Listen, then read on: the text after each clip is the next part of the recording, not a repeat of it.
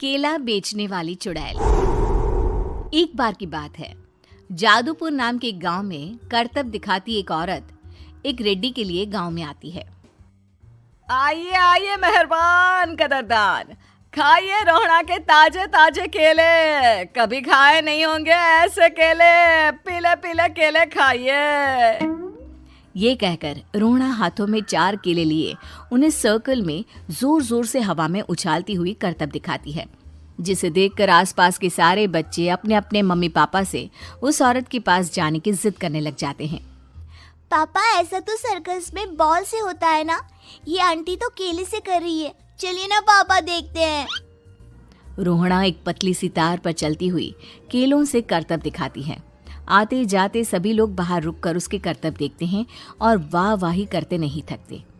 जैसे ही एक आदमी पास आकर उसे पैसे देने लग जाता है, तब वो कहती है, अरे नहीं नहीं साहब, मैं करतब तो बच्चों के मन को बहलाने के लिए करती हूँ। धंधा तो मेरा केले का है।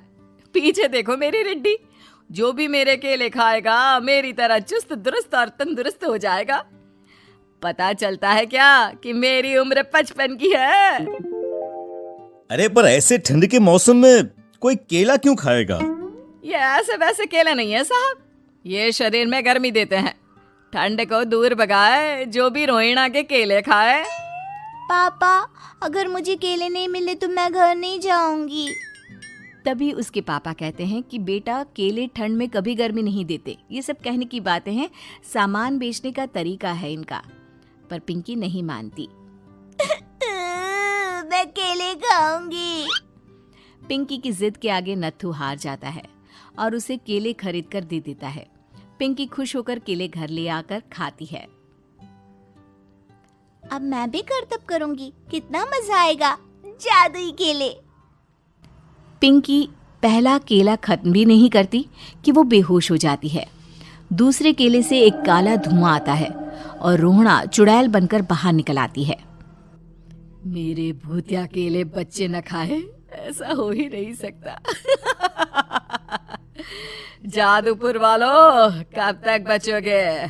आ गई हूं मैं रोहड़ा, जिसका कोई नहीं कर सकता सामना। रोहड़ा पिंकी को गोद में उठाकर काले धुएं में कहीं गायब हो जाती है।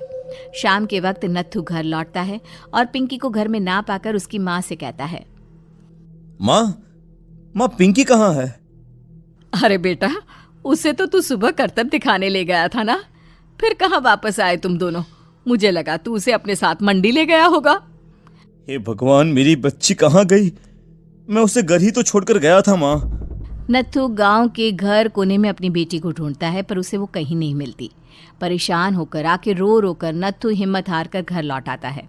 अगली सुबह रोहड़ा फिर से करतब दिखाने आती है और इस बार पिंकी की तरह रोनी केले खरीद लेता है। 50 रुपए दिए थे पापा ने, सारे पैसों की मैंने केले खरीद लिए हैं। अब मैं भी आंटी की तरह ही करतबबाज बन जाऊंगा। यही सोचते हुए रोनी केले खाता है और पहला अकेला केला आधा खत्म भी नहीं करता कि चुड़ैल उसके सामने आ जाती है। मेरे साथ चलने का समय आ गया है रोनी। ये तो बस शुरुआत है। अब इस गांव के सारे बच्चे धीरे धीरे मेरे कब्जे में होंगे, एक बच्चा भी नहीं बचेगा।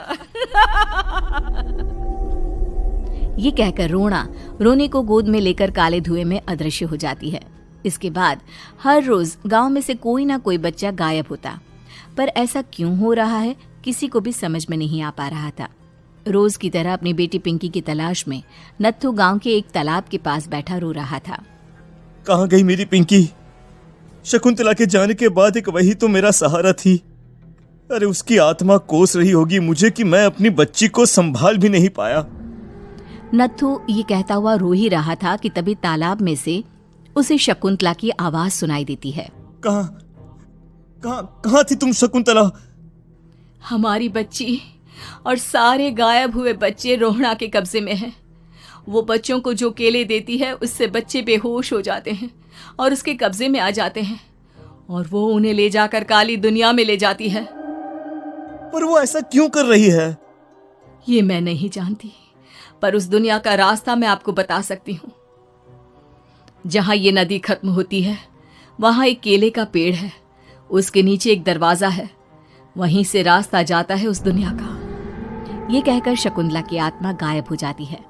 गांव के सभी लोग झुंड बनाकर उसी रास्ते से काली दुनिया में चले जाते हैं और वहां देखते हैं कि सारे बच्चे वहां काम कर रहे थे।